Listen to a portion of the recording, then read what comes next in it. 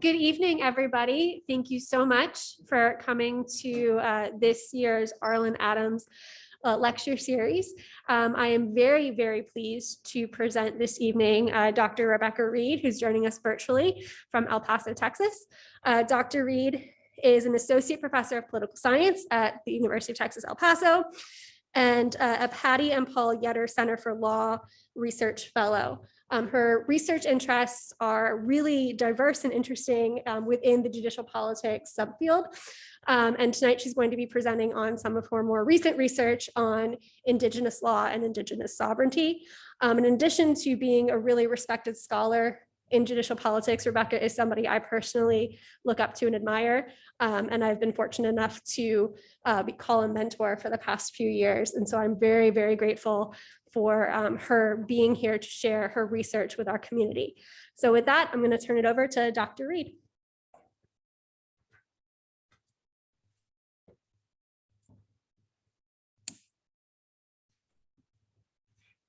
Thank you so much. I'm going to see if I can share.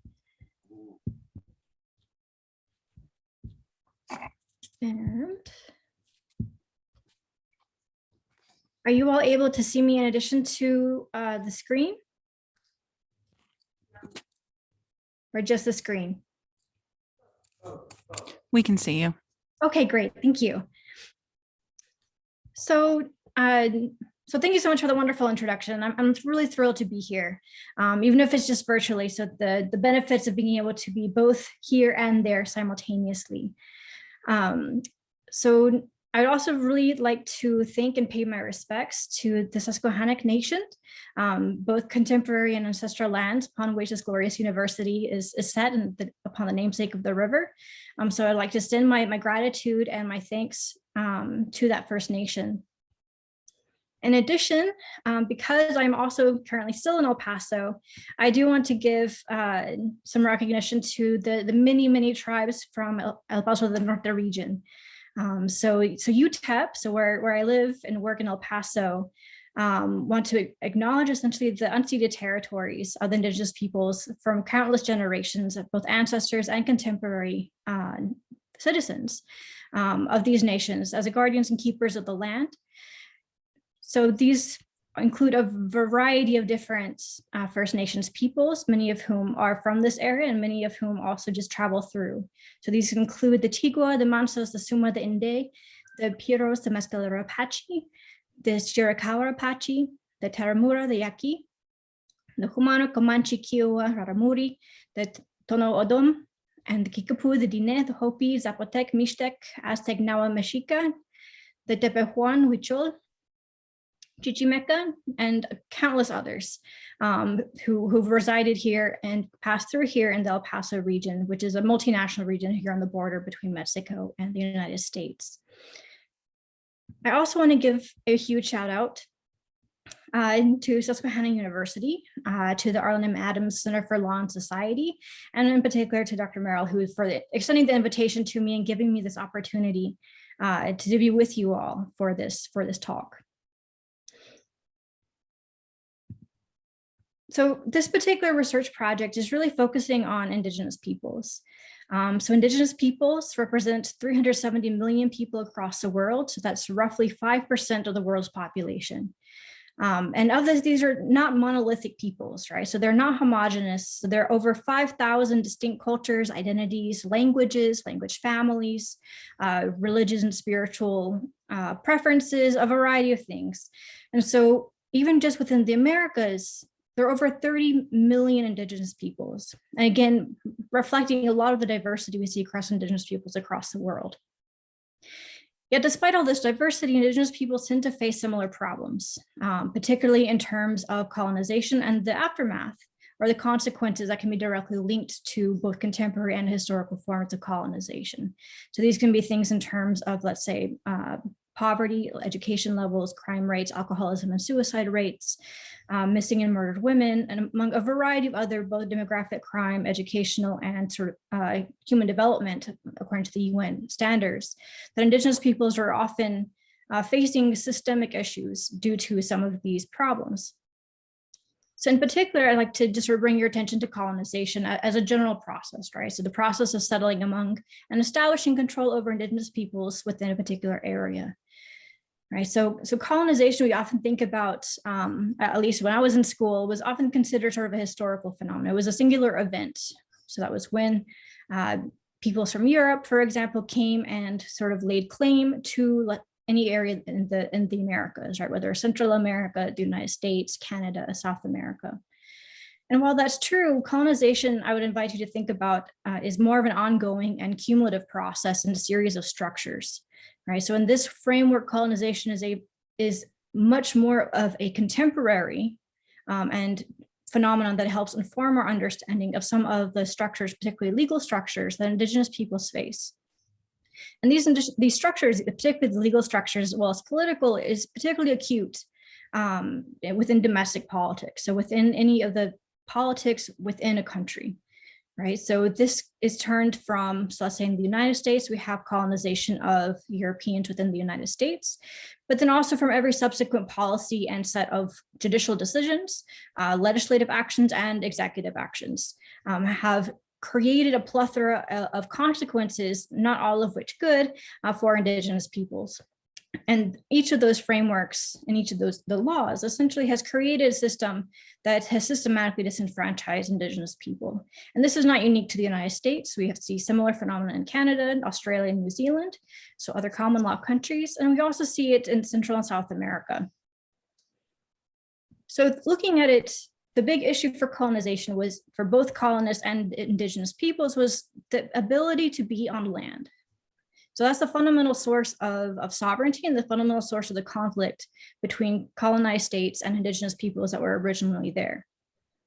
So what I'm referring to here is essentially the sovereignty is a modern concept, but it essentially refers to political communities with exclusive authority over their territory, their resources, and their peoples. And so sovereignty is one of the fundamental features of the modern state, and that modern nation states are required to be sovereign, to have absolute power or authority within a given territory that's demarked, and over the groups of people that are within that territory. It can also be defined more along Indigenous peoples' definitions that includes autonomy and self-determination.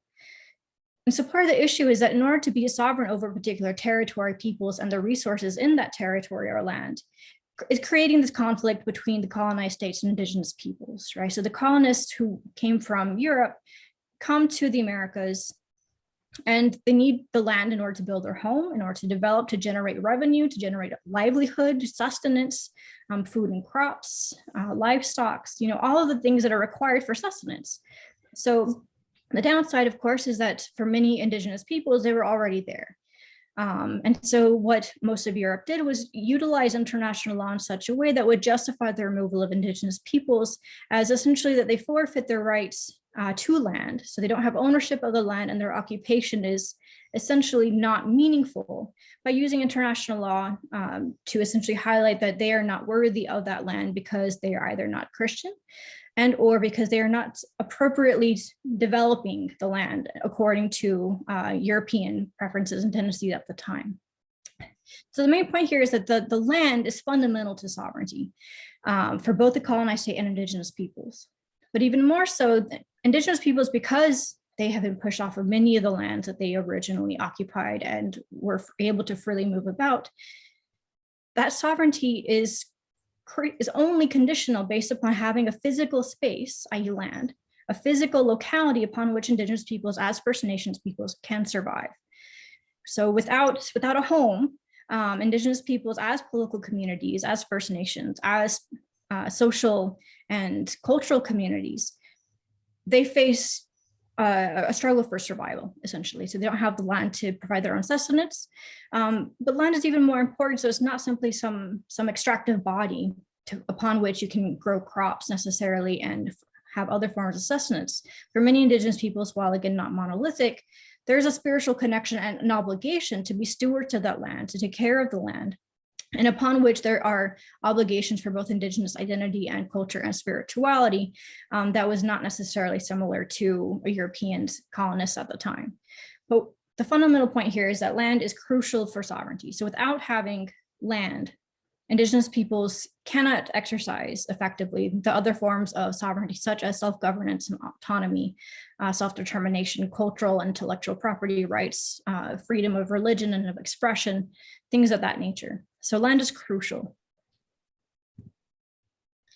And while international law originally was a tool to be able to dispossess Indigenous peoples of their land, since the 1980s, the proliferation of international law, particularly human rights law, has offered at least the opportunity for increased protections and additional venues for adjudication and justice through the creation of judicial bodies and quasi-judicial bodies at the international level.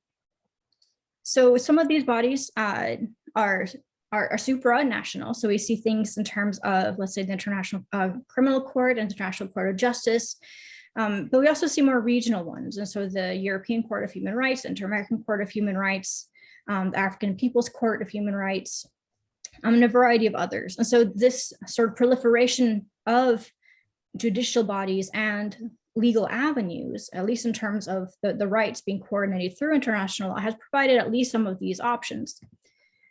The downside, though, is that as currently most of this international law opportunity is sort of an ad hoc approach. Right, so what we have is a series of international human rights laws, for example, but that has limited applicability and enforceability because international human rights law is typically, through a variety of different treaties, is typically only for individual rights, not for collective rights, where collective rights would be much more efficient in terms of protecting Indigenous people's rights as a collective, as opposed to individual rights is what we think about in terms of, for example, our US Bill of Rights, where each individual has specific rights and obligations, but as a collective, not so much. And then international human rights law also is very broad. So in that it's not specific to Indigenous peoples. So that limits some of its applicability as well. Similarly, international environmental law has some applications for protecting Indigenous people's rights within the realms of protecting the environment, sustainability, climate change, and in terms of stewardship. So land stewardship, but again, with this, it's particularly in terms of the seas and waterways, the Arctic, so it's particular to individual states, individual nation states that sign on to these treaties, and to particular Indigenous peoples rather than Indigenous peoples writ large. So it's pretty limited in terms of its applicability. Similarly, we also see international cultural heritage and property law, particularly intellectual property, and laws on finance and development, which are starting to take on Indigenous peoples in terms of incorporating them into some of the articles within each, but most of these are, again, not easily applicable.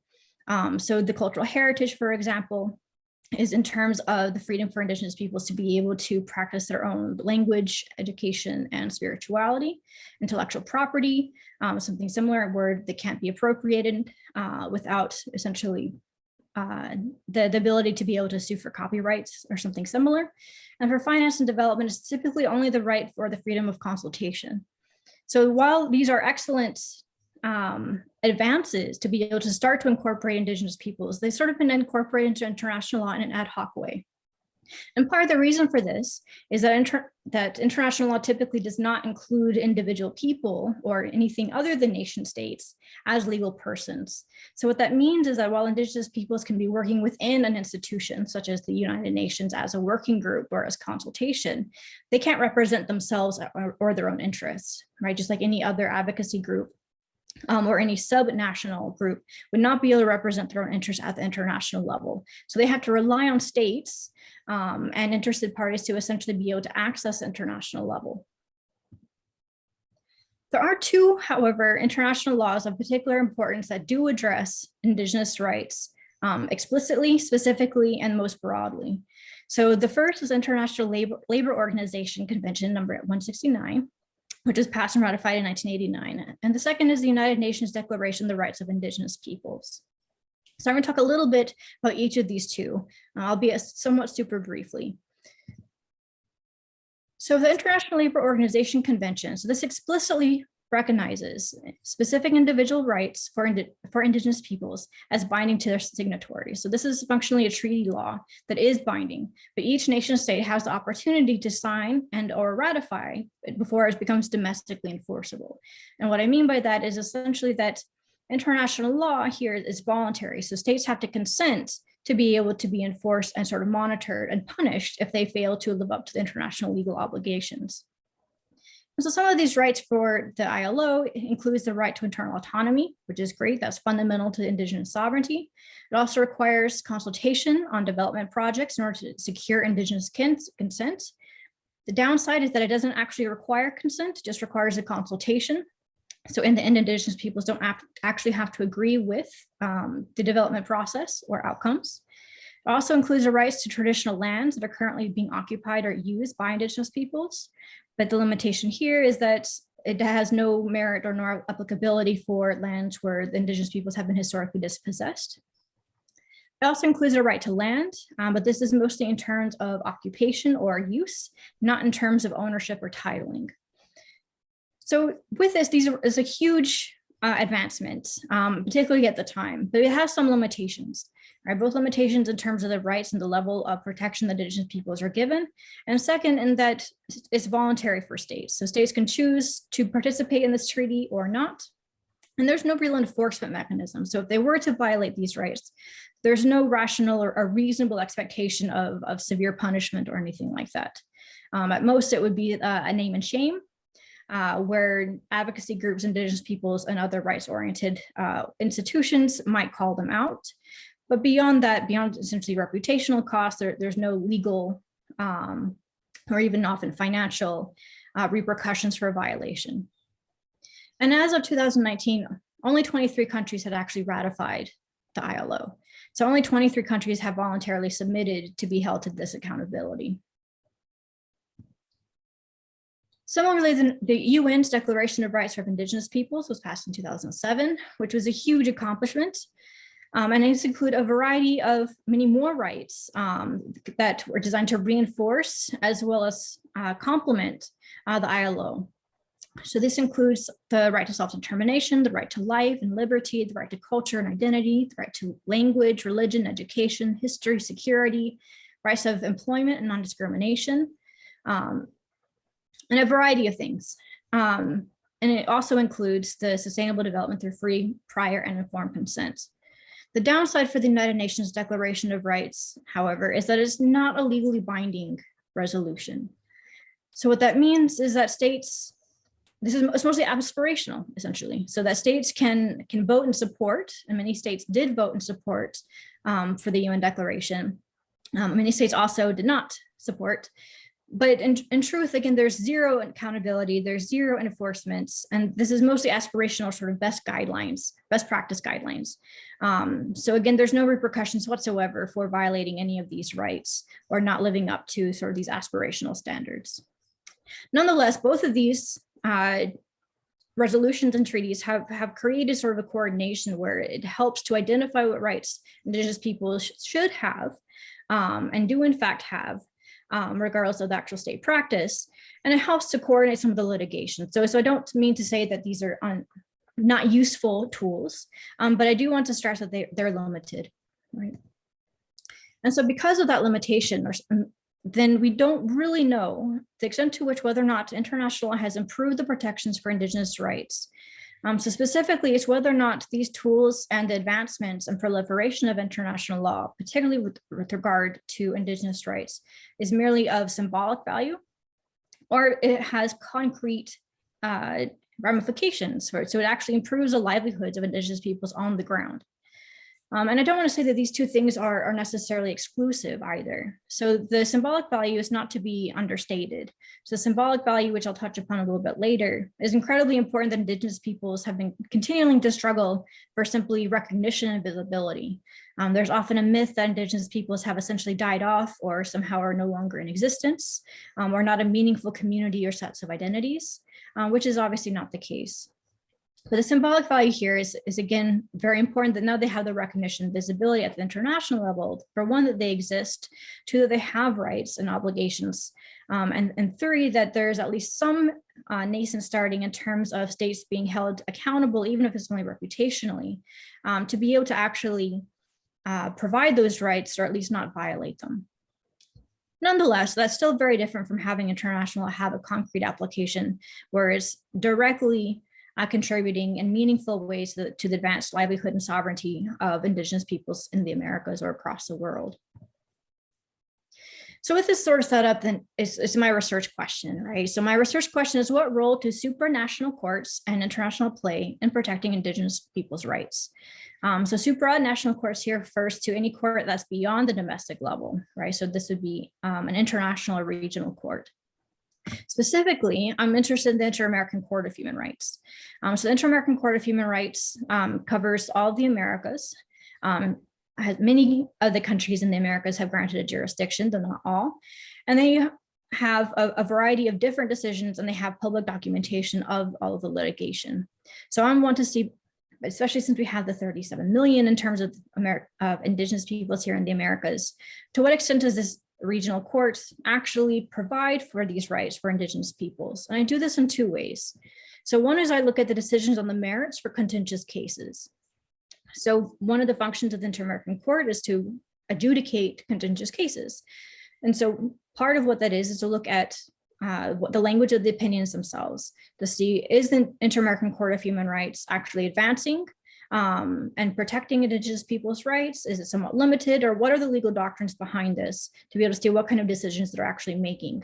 And at the most fundamental level, are they supporting Indigenous people's rights and their outcomes? And then the second part is state compliance. So it's one thing for an Inter-American Court to issue decisions, but it's another thing altogether, especially considering the lack of enforcement mechanisms, whether or not states actually comply to these decisions. So do the states actually follow through with what the court tells them they need to do? So I look at both of these to try to get a better sense of both what the court's doing, but also what is the actual repercussions of what the court is doing. And for these cases, I'm looking particularly at these collective land rights. And I do this for two reasons. So one is that the collective land rights is the most fundamental for Indigenous sovereignty. So as I mentioned previously, without land, Indigenous peoples cannot easily exercise their other rights of sovereignty, right? So if you don't control a territory or land to survive on, to be able to have homes, to be able to have community, in order to be able to fulfill your obligations as an Indigenous person within whichever First Nation you are a member of, then it's very difficult to be able to sustain Indigenous peoples as a political community, right, as a First Nation. Because then you're required either to live in a diaspora and or move to more urban areas, or to areas that are not fundamentally connected to the livelihoods and the centuries worth of knowledge and identities and cultural practices of your own people. The second reason is that collective land right reparations, or the court orders that the court issues to states in order to fulfill compliance, are among, if not the most difficult reparations to complete. They're difficult financially, logistically, politically, and they're also incredibly contentious. So part of the issue is for most of these lands that Indigenous peoples are asking to be returned, for example, these are not empty lands in most cases. There are other people now living on those lands who may be Indigenous, who may be non-Indigenous, some combination of both. And so it's incredibly contentious in that sense. So it's difficult politically to be able to mobilize enough popular support to be able to make that not be a train wreck if you're an elected official. It's also logistically very, very tricky to delineate the land, to create the boundaries, to issue titling, new procedures, new institutions, new laws. So these are big feats, right? So before we go into I'll give you some specifics of the land reparations here in a little bit. First, I just want to give you a little bit of context for the Inter-American Court itself. And so who's actually making these decisions? So the first aspect is simply that the Inter-American Court of Human Rights was established in 1979. It's housed in San Jose, Costa Rica, and it oversees the compliance with the American Convention on Human Rights through adjudicating contentious cases, issuing advisory opinions, and they also issue things called provisional measures, which is essentially provisional measures to protect somebody who they think is in immediate danger. So through those three mechanisms, the Inter-American Court seeks to promote the welfare and perpetuation of human rights across the Americas. Now, in order for the Inter-American Court to have jurisdiction, states have to be party to the American Convention on Human Rights, and they have to also voluntarily submit to the Inter-American Court's jurisdiction in order for the court to be competent to hear a case against the state. So in both cases, that's voluntary, right? So the state would have to consent to be a party to the convention, sign and ratify it, and would also have to grant blanket jurisdiction or case-by-case jurisdiction to the court in order for the court to be able to even have the authority to hear a case, including that state. Now, for most of the region, south of the United States at least, they've granted blanket jurisdiction to the Inter-American Court of Human Rights.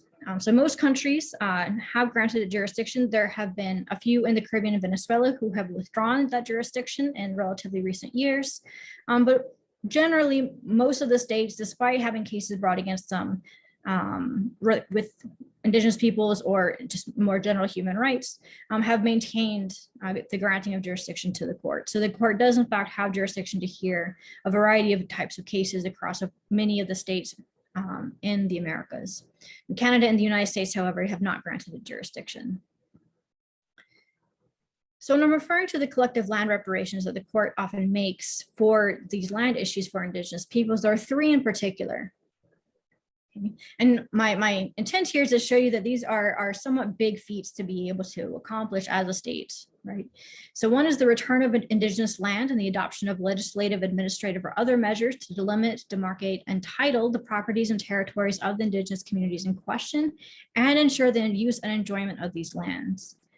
The second is providing the necessary mechanisms to ensure free, prior, and adequate consultation for resource exploration or exploitation on Indigenous lands. And the third is the adoption of domestic legislation to create effective mechanisms for Indigenous peoples to claim their ancestral lands and guarantee their collective property titles. Okay, so these are not the only reparations that the court issues, but these are the three most common ones that are related to the land in terms of the return of ancestral traditional Indigenous lands. So what I'm going to do here, and this is a relatively early project that's one of a series of a book length project. And so I'm looking specifically at the cases themselves. Right, so I'm looking at the universe or all the cases for all the merits decisions pertaining to Indigenous rights at the Inter-American Court of Human Rights. And I'm looking at all the ones that are requiring land reparations. So essentially, so all of the court documentation for the Inter-American Court of Human Rights is publicly available in English, Spanish, and sometimes French or Portuguese, but most regularly in English or in Spanish. And I'm looking at all Indigenous rights cases, and of those, all those that have land as either a central issue or one of the land reparations included in that decision.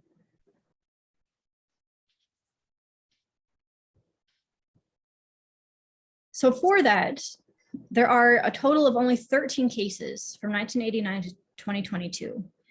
So that's the universe. So there are only 13 cases in total from the inception and beginning of the Inter-American Court of Human Rights jurisdiction and hearing of cases that pertain to Indigenous rights, specifically including land issues. So of that, that's about 39% of the cases. There are about 33 Indigenous rights cases decided, so merits decisions decided by the court, although there are currently 3 Indigenous rights cases pending before the court where it has not issued a decision yet. So for those with inquiring minds, this is the list of 13 cases. So this is the universe of cases on Indigenous people's rights that include land reparations, right? So one of the 3 reparations that I identified up before. And as a cursory view, you can see sort of 2 things, right? So one is that, this is also in chronological order, that Indigenous rights cases didn't appear in terms of land issues until 2001. So it's really only from 2001 to 2020 that we start seeing Indigenous people's land issues being heard and given visibility at the Inter-American level. You can also see that there are a variety of different states, but also some repeated states in these issues, which I'll discuss more about in a little bit. So first, I just want to cover the decision-making itself, right? So what did these cases look like? How is Inter-American Court actually making these decisions and what are the outcomes? And to be frank, all of these decisions support Indigenous peoples. So in every single one of these cases, the Inter-American Court of Human Rights has said that the state has been found at fault for a variety of different rights, according to the American Convention of Human Rights, and for which the state is now liable to and is required to fulfill certain reparation orders in order to provide for and pay for damages, for example, to issue public recognition and public acts of responsibility for the Indigenous peoples, everything all the way up to the collective land rights, changing the laws, things of that nature. So in all of these cases, Indigenous peoples win. But I do want to bring you to four particular legal doctrines that the Inter-American Court uses that are particularly noteworthy. And they're noteworthy in that they're very much enabling for Indigenous peoples' rights protections, and they're very different from common law approaches, particularly those here in the US, Canada, and Australia, in terms of how the legal system of the Inter-American Court is really able to provide much better foundation of rights protections than these common law countries. So the first is that indigeneity is self-determined. So what this means is that it doesn't matter whether or not the state who is in question in this case, who's a litigant, whether or not they conceive of the Indigenous peoples who are also litigants as Indigenous or ethnic minorities or unrecognized peoples. So essentially, it doesn't matter whether or not the domestic law acknowledges and recognizes Indigenous peoples as Indigenous or not. So once Indigenous peoples as litigants claim indigeneity, that fulfills the court's criteria. And so this is incredibly important because what's been one of the fundamental features for is state reluctance to acknowledge Indigenous peoples as Indigenous. So for example, in the United States, we have over 500 federally recognized Indigenous groups, so First Nations peoples. We also have dozens who are not recognized. And we have dozens who are partially recognized, but not quite recognized. We have some that are recognized at the state level, so federalist or subnational states here in the US, but not federally. And because of those different levels of recognition, there are different levels of obligation or no obligation to legally for the US to be able to provide for any judicial or political or financial or any sort of obligation or support for those peoples. So in this way, the Inter-American Court is actually really quite progressive in terms of allowing for self-identification as Indigenous rather than relying on domestic state policy. The second feature that I want to highlight in these case decisions is that the Inter-American Court acknowledges the substantial meaning of the land within the Indigenous peoples' terms themselves. So rather than imposing, Spanish heritage, civil law, European, or even their own preferences or own beliefs about land, in every single one of these cases, they have somewhat long quotations that are really discussing what the land means for the Indigenous litigants participating in that case. So they're much more deferential in terms of understanding what the land means for Indigenous peoples in the case, rather than thinking about it from a more colonial framework. And related to that is that they also recognize the dynamic nature of Indigenous cultures. And this is particularly important because Canada, the US, Australia, and many of the common law countries that have histories of settler colonialism are really relegating land and culture claims, self-governance claims, to proof of pre-contact lands and customs. So what that means essentially is that it's not an authentic Indigenous land or traditional land or custom or practice unless the Indigenous peoples can prove that they had that practice, they had those lands, they had those beliefs before European colonization. Which is somewhat difficult to prove. And that also requires that Indigenous cultures and First Nations peoples are static, right? It means that they're not allowed to change in order to be able to claim indigeneity. They're not allowed to change to be able to say something is fundamental to their survival or to their heritage or to their culture, to their knowledge, to their livability.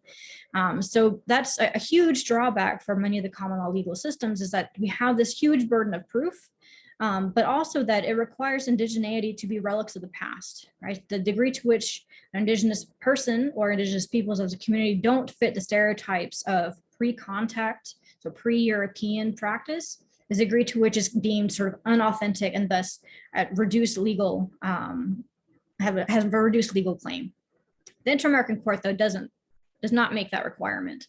Instead, that allows for the substantial meaning according to Indigenous peoples and the ability for Indigenous cultures to change over time, which it does, as with all cultures. The third part is that the Inter-American Court also adopts a doctrine about the occupation itself is proof of ownership of land. And this is also huge and also very, very different from Canada, Australia, and the United States, amongst other common law countries. Because those common law countries typically require proof of pre-sovereignty occupation. So going back to this pre-Europeans coming to the Americas, they have to prove that they were on the land, they occupied that land, and that they owned the land, which are separate legal definitions. And they have to prove that once there was contact with the Europeans, that at any point in time, there was not a shift in sovereignty where they ceded sovereignty to the Europeans, or they ceded territory to the Europeans, or there's any sort of diminishment of their nation or of their land. So they have to prove that there was no change essentially thereon. So the other aspect is that, as I mentioned, in common law countries, typically occupation itself is not proof of ownership. You can occupy the land, but it doesn't provide you right of ownership or of title.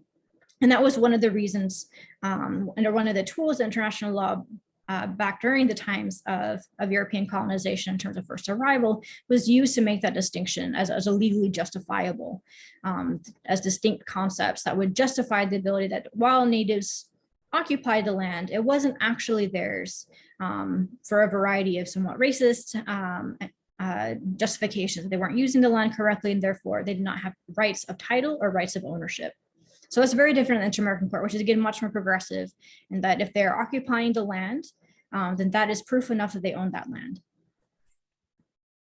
And finally, the fourth aspect that I wanted to highlight from these decisions that are particularly noteworthy is simply that the Inter-American Court also applies and enforces related international law obligations, particularly the ILO, and also cites the UNDRIP every time they have these cases. Now, this is important because the Inter-American Court of Human Rights technically does not have jurisdiction over any laws outside of the Americas. So specifically, it's only designed to look at and enforce compliance with the American Convention of Human Rights and the American Duties of Man. So the ILO is not under its jurisdiction to be able to monitor and enforce. However, the Inter-American Court does rely on the ILO and other international laws to help support its arguments whether or not a right has been violated by the state. So for example, so even though they aren't arguing that they are going to, on the basis of the ILO, subject and make a decision that the state has violated these rights, in combination, it will say that because they violated the ILO as in support of, and in combination with violations of the American Convention of Human Rights and the American Duties of Man. So the Inter-American Court essentially has a much more holistic framework of the human rights regime within human rights, but also within Indigenous peoples themselves. So all that's great, right? So the Inter-American Court's really doing great in terms of the Indigenous peoples and the rights that they are trying to get protected and reinstated. However, one of the big issues that I sort of highlighted earlier is that it's very different from what the states are actually doing in response. Right? So especially since you have an Inter-American Court that's not within the domestic systems and that does not have real, enforcement mechanisms to its name, it's really easy for states to simply ignore it. Right, and especially the Inter-American Courts always ruling in favor of Indigenous rights, and especially if those reparations, so the court orders the state to comply with in order to fulfill sort of non-restitution, non-repetition of those rights are particularly difficult. It seems reasonable that, okay, well, it might be really good at the Inter-American Court level, but that it's not going to reach the livelihoods of Indigenous peoples within countries, right, without the volunteering of the state. So in order to investigate state compliance with these decisions, I look at the compliance levels. And so I highlighted 3 different distinctions, 2 of which are by the court. So the court issues somewhat regular compliance reports after they've issued a decision, which is wonderful if you're a researcher because it means I don't have to travel quite as much to be able to find some of the information that I need. So one designation is full compliance. So this is when a reparation or a court order is completed in full and there's no further actions are required. So each of these reparations, particularly in terms of the land, is designed for non-repetition to ensure that the state is not going to continue to violate the same rights they were just found guilty of violating. And so the court makes that decision itself. So for each of the reparation orders, the court will designate in each of these compliance reports whether or not it was fully complied with or not. The court also has a partial compliance category where essentially that they are evaluating the evidence from the court and from the litigants as well as Inter-American Commission. And they're arguing essentially, or they find that the reparation is partially completed, but further actions are necessary before they can grant it as full completion. And this is a little bit more broad of a category in that partial completion may be a function of just adequate action. So the state essentially is trying to fulfill and comply with the court, but it's either not there yet, or they've completed everything, but the court is not sure whether or not it's going to be effective yet. So there's a little bit of a broadness there in terms of what can fall under the partial compliance. But regardless, again, it's the court itself that's determining whether or not something has reached partial compliance or not. So in addition to these two categories issued by the courts, I myself designate a tentative progress category. And for here, this refers to situations where the state has evidence of progress or actions to comply that the court has specifically and explicitly applauded or supported, but is still insufficient for the partial compliance decision by the court. And so the reason I incorporate this in these decisions is because even though it's not an official designation by the court, and is somewhat of a judgment call based upon the language of the opinion of the court's attitudes towards each of these actions, but this is crucial to be able to distinguish between noncompliance in terms of sort of hostility to the court, so noncompliance in terms of no action has been taken whatsoever, versus noncompliance or in terms of state capacity, or that hasn't fulfilled the obligations yet. So there's still been action, there have been efforts by the state, but it's not to the degree or at the timeline with which it would be able to fall into partial or full compliance. And so this is a way that we're able to distinguish between non-compliance in terms of lack of political will versus lack of capacity or whatever the timeline horizon might actually be. So what do I find? Right. So of the 13 cases I mentioned previously, which is the universal cases, 2 of which don't have compliance reports yet. So they're relatively recent, and so there have been 0 compliance reports written or published by the court. So that leaves 11 cases in my data that have the decisions, the merits, as well as compliance reports. So of these 11, only 1 case is fully compliant. So that means that the court determined that all the reparations were completed satisfactorily, and all of the land reparations were completed satisfactorily. So in this instance, there's a case closed. Right? There are 9 cases that are partially compliant generally. So that means in general, of the long list of reparations that the court issues, they have fulfilled some of them. So for each of these court decisions, the court will often give reparations anywhere between 4 to 17 or 18 reparation orders, and they vary in terms of complexity. So the most simple are often symbolic in terms of a public recognition of state responsibility of the violation. It might include the payment of damages and or the litigation costs and fees. It might include the publication and dissemination of the InterAmerican Court judgment in a national radio and or national newspapers. It might also include educational funds, the development of a community development fund, and so a variety of things of that nature, all the way up to training exercises for the police and military, for political officials, particularly in terms of eliminating racism, eliminating misogyny, also in terms of sort of militarized disputes in terms of what's appropriate, what's not, all the way to changing domestic laws. And as I mentioned previously, the land reparations, which includes legislative changes as well as institutional changes to be able to actually provide the land back to these communities. So it has this full spectrum. So the 9 cases that are partially compliant, they included, so some of those reparations were either were totally complied with, and some of them were partially complied with. Specific to the land reparations, the 3 that I showed you previously, 3 of those cases are partially compliant.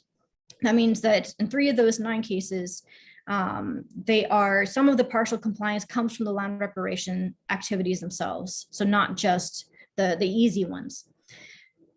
And then 4 cases of those 9 show tentative progress in terms of the land reparation. So these is when the court has explicitly applauded and noted the state's actions in attempting to achieve compliance, but it's just not there yet in terms of being completed.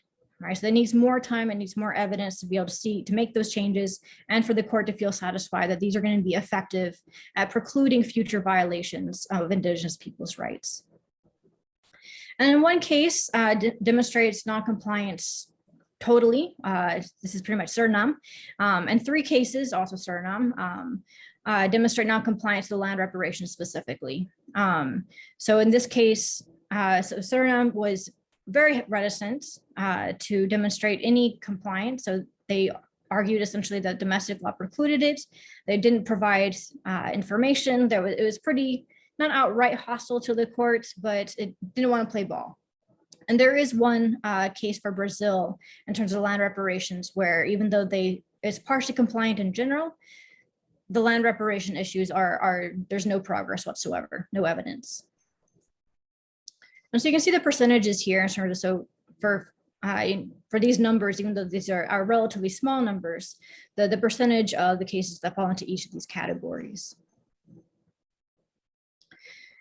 So even though this can be somewhat a qualitative analysis, so the first thing that I want to highlight, though, in terms of the results, is that we do in fact see compliance, but it's limited, right? So the higher levels of compliance for more symbolic low-cost reparations, so these are the public actions, the dissemination and publication of the judgment, the payment of fees, those are almost universally completed and fully complied with.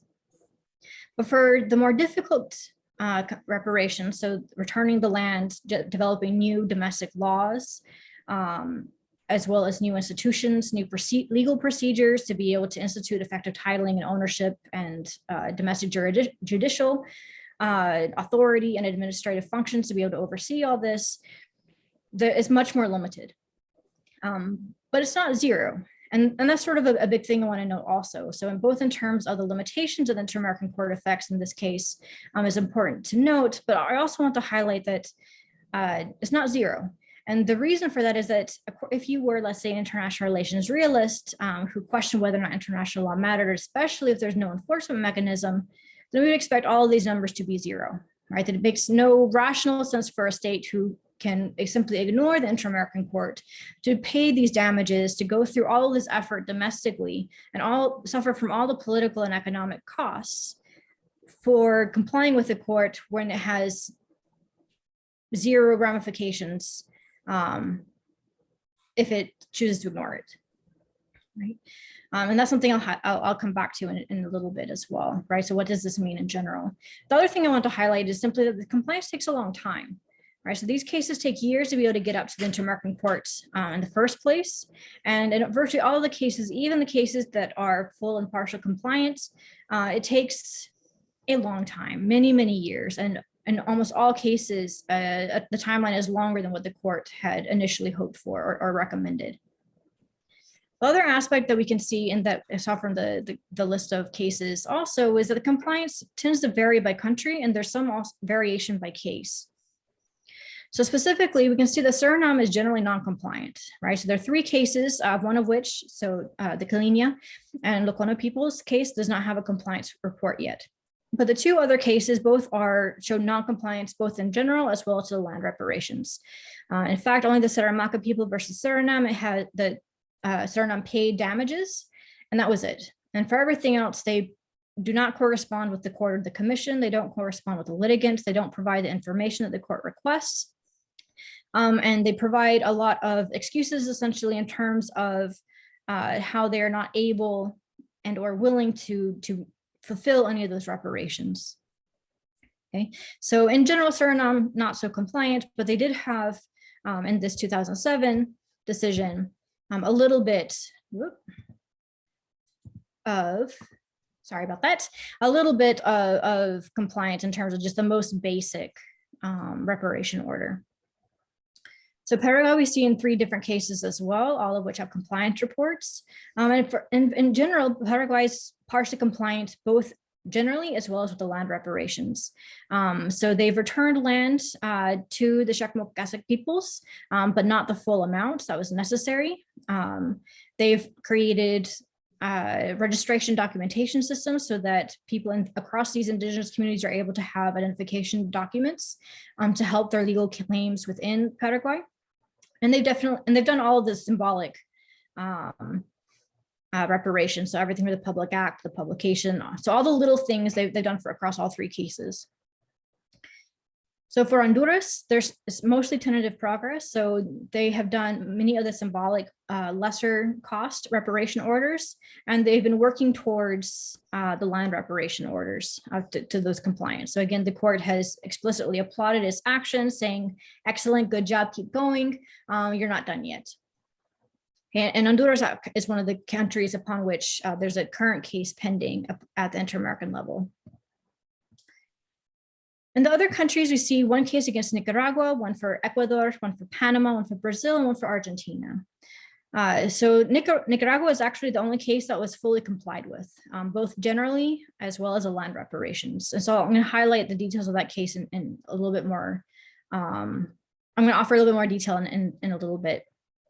But for Ecuador, again, the symbolic actions are typically taken care of, and it's tentative progress on the land reparations. Similarly, for Panama, they've totally complied with the symbolic actions, and it's been partially compliant and working towards the land grants for the Kuna peoples.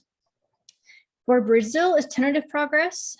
So they've complied with a couple of the symbolic actions, but there's no progress evidence in terms of the land reparations. And given the relatively recent few years of Brazil's politics, it seems somewhat unlikely that at least under this regime, the indigenous peoples of Brazil will be able to enjoy those rights and those lands. And then finally, Argentina, where in this case, there was no compliance report because it's very recent. So that's not part of the compliance sample here. So what does this really look like, right? So I've given you a list of cases, but what's actually at issue here? And what does it mean for these reparation orders to be complied with? Right, so the case before the InterAmerican Court was decided in 2001 for the Mayagna Suma Awatini peoples versus Nicaragua. So these are the peoples on the Atlantic coast. So it took until 2009 for all the reparations to be completed. Right, so the reparations that were required are there here on the screen, right? So the first is to delimit, demarcate, and title the land corresponding to the members of the community. Another was to abstain from acts that might lead to the agents of the state or third parties to affect the existence, value, use, or enjoyment of the property located where the community lives and conducts activities. To pay the non-pecuniary damages, to pay expenses and costs for the community for domestic and international litigation proceedings, and to adopt in domestic law the legislative, administrative, and any other measures necessary to create an effective mechanism to delimitation, demarcation, and titling of the property of indigenous communities. Right, so even here in these 5 reparation orders, I'm hoping that as you can all agree with me, these are somewhat big tasks, right? So these are changing domestic legal systems, creating new institutions and authorities with jurisdictions, powers, obligations, limitations, all of that, as well as paying damages and providing the land back in terms of titling, ownership, and to ensure the free use and enjoyment of those lands in perpetuity.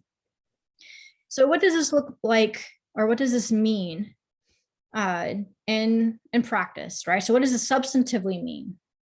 So in this case, so again, the state fully complied in 2009. So the community got $50,000 worth of investment in works or services for the collective interest for the indigenous community.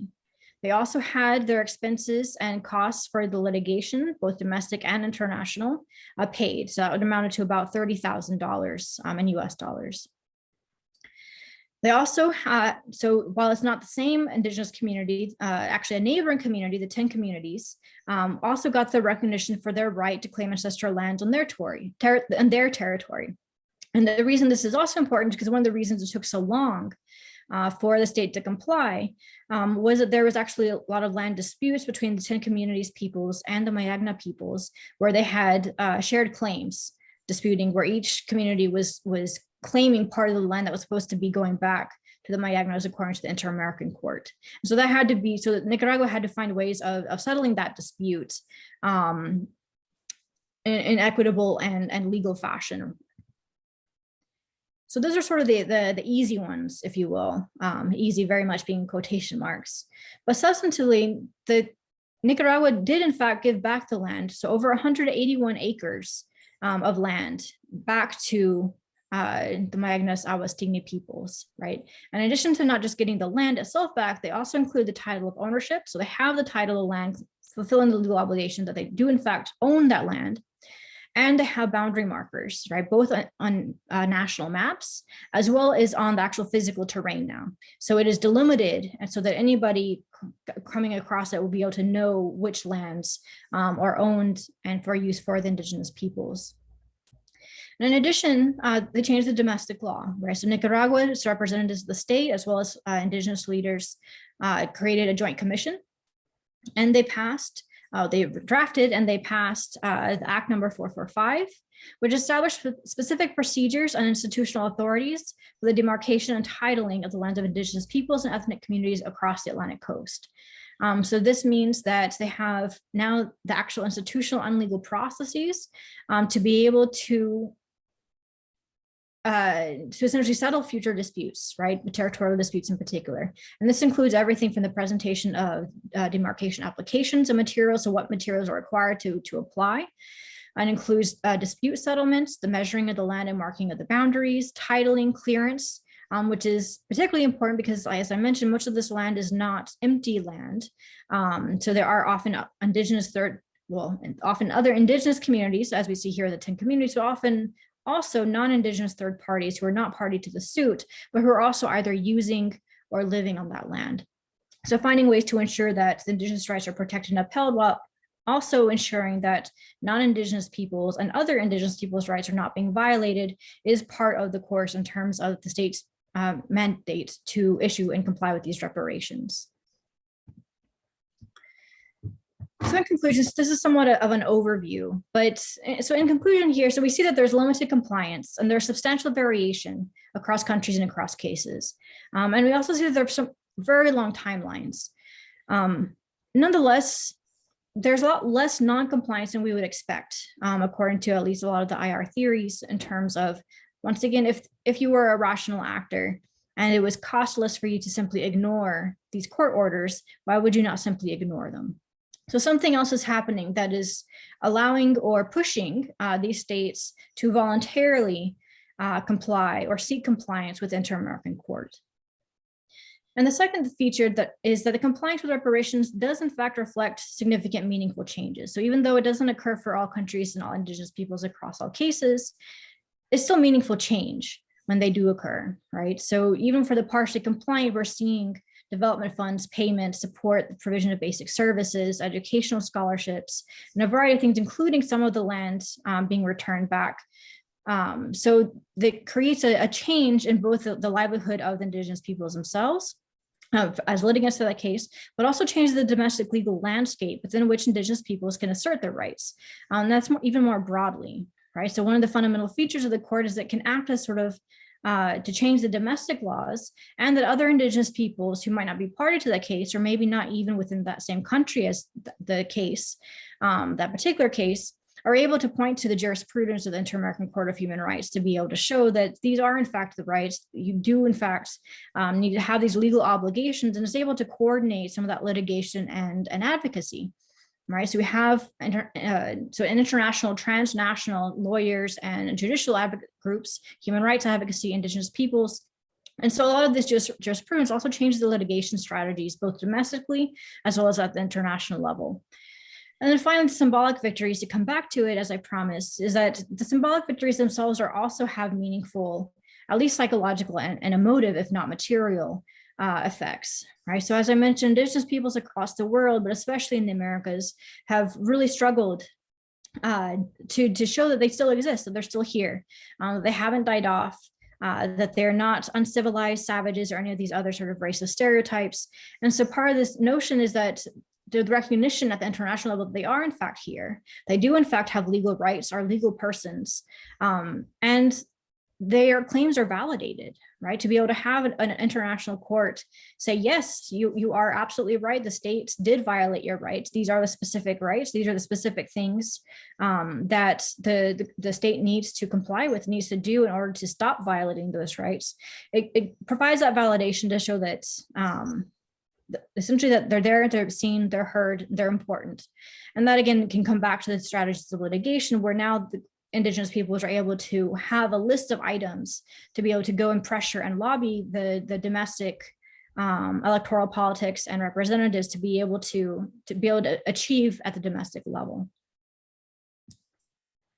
So in terms of next steps, so the first thing really is to figure out, well, what causes compliance, right? So if initially in international relations theory, we argue that compliance should be virtually non-existent because states have no rational, i.e. material or military-based benefits from compliance, what's actually causing them to do it in the cases that we see? And what causes that variation? And there are a couple of different options or trends that I'm starting to see in the data, but I haven't completed case studies for all the countries and all the cases yet. But the first is domestic law, right? So one is that there are different constitutional protections. So some of the countries include constitutional protections for Indigenous rights and others include nothing. And there are different levels of protections and the rights explicitly mentioned in the Constitution. So that might have an effect, right? So the legal infrastructure upon which the state has to work with to complete those reparations, I imagine, would matter.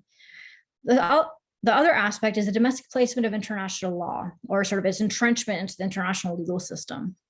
So for example, so some countries are monist in that once it's international law, they include that as equal to or even superior to their constitution, whereas others place international law as higher than state law, but lower than their constitution. So the interactional relationship between each state and international law can also matter, because that will provide the leverage or the flexibility for the state to be able to actually make those reparations pursuant international jurisprudence. Now, one of the things I wanted to note also is that the ILO ratification is not determinative of compliance, right? So the states that did and did not comply, there's no pattern in terms of those that are signatories to the ILO versus those who are not. All right, so for example, Nicaragua, who fully complied, actually ratified the ILO after they complied, a year after. So the compliance can't be due to the ILO specifically for Nicaragua. On the other hand, for example, Suriname voted in support for the UN Declaration of Indigenous Peoples' Rights, but is consistently non-compliant. And there are different variations too, where each state, so again, not all the states have ratified the ILO, and all the compliant states have not ratified either. So there's no apparent trend with that specific treaty. And there's also the issue of economic capacity and recession. So one of the things that the patterns I'm seeing in these cases is that when there's an economic recession, that tends to be sort of one of the main motivations for the violation of Indigenous people's rights, particularly in terms of land.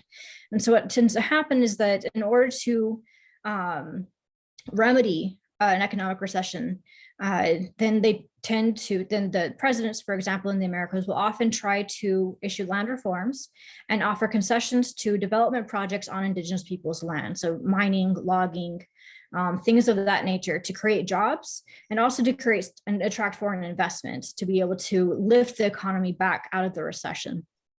So we start seeing that a lot of the Indigenous people's rights in terms of land are occurring predominantly during an economic recession.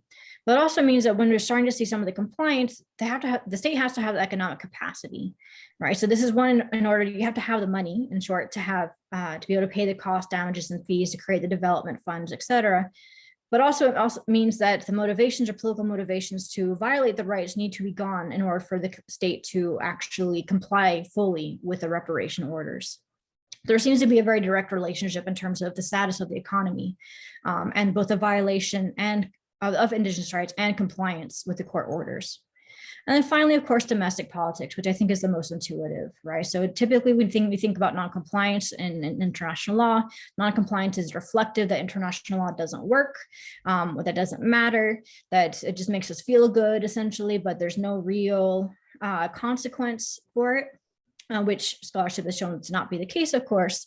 But it also means that there is some degree of political will and domestic electoral politics that are likely influencing both compliance and the timeline for compliance. So even with Nicaragua, for example, there had to be a change in the administration in order for compliance to fully occur.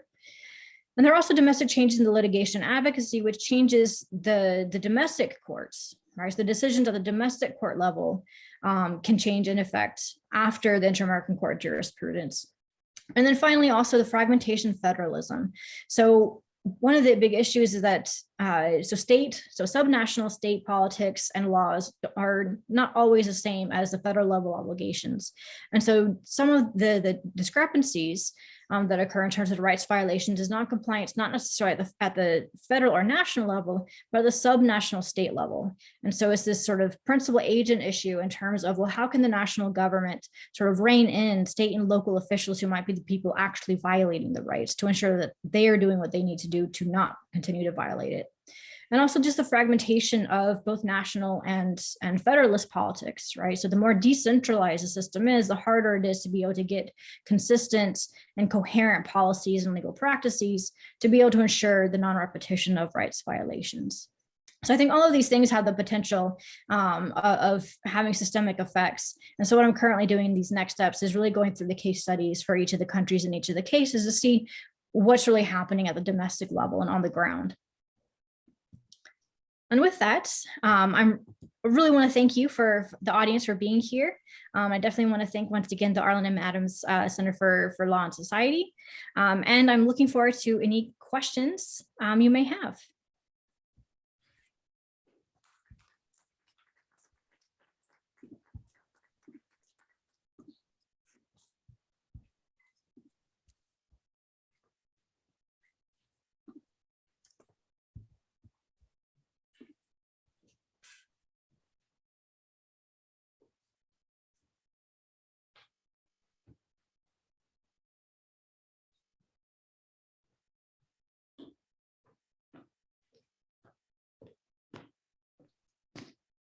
Hello. Hello. Have there been any incentivizations that have been considered to encourage compliance?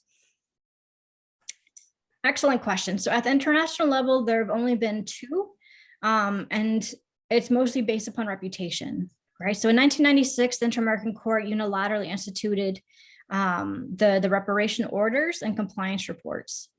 So what that means is that the courts were taking it upon itself to monitor the compliance of each of the states across each of the cases, even though it was not explicit in its originating treaty to do so. And part of the incentive here is, again, reputational, right? So it's better able to see whether or not, based upon its own standards and what it was looking for the state, whether or not they're fulfilling it or not. And by making that public documents, or making it public and including those documentation, it allows other people, right? People who are not litigants and people who are not, super interested in the Inter-American Court to be able to see what the state's doing or not doing. The second one is also legal. So in the mid-2000s, the Inter-American Court created also unilaterally and with some controversy, a doctrine of conventionality control. And so what this is supposed to do is essentially to mandate domestic judicial bodies, so domestic judges, to automatically apply Inter-American Court jurisprudence, so their case law and judgments, as well as other Inter-American human rights law. And that's been the most successful, I think, in Mexico, but I'm not sure that has not been constitutionalized in any of the other countries as far as I'm aware.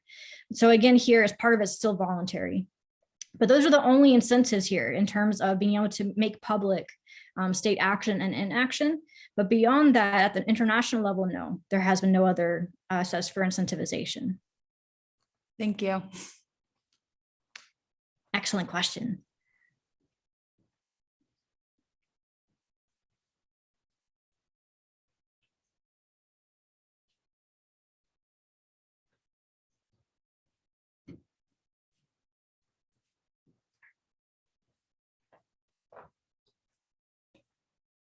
Professor Reid, thank you so much for your talk. I was actually just wondering if some of the variation in compliance can simply be reduced to some of the domestic political factors that you touched on. But is it the case that like left-wing governments are simply more sympathetic to the rights of indigenous peoples in Latin America than governments on the right? Or does this variation in compliance defy kind of simple partisanship and kind of the left-right divide in the region? Fabulous question also. So in general, it does not fall across partisan lines. So it's not as though left or more liberal parties or peoples are more likely to support indigenous people's rights or not. It's actually quite similar to what some of my colleagues and I have found here in the United States as well, is that partisanship in terms of political ideology is not a systematic indicator for the support of Indigenous peoples, either in general nor in specific cases. So a lot of the countries that we see these rights violations are occurring are in fact left-wing or left-leaning governments. And that's also been the case that some of the left-leaning governments within the Americas have also chosen to leave the Inter-American Court of Human Rights. So while I definitely think that there are domestic political mechanisms that are occurring, I don't think it can be boiled down to simply partisanship. Thank you so much. Thank you.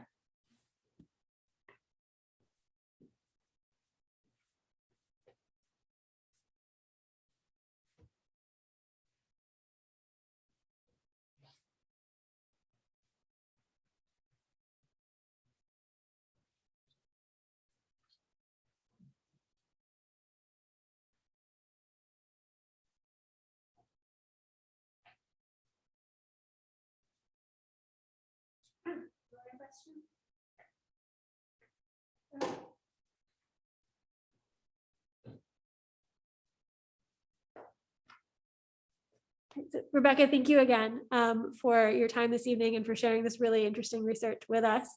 So again, just thank you, and thank you for everybody for showing up and your attention. And with that, I think we will end this lecture series. So thank you all so much.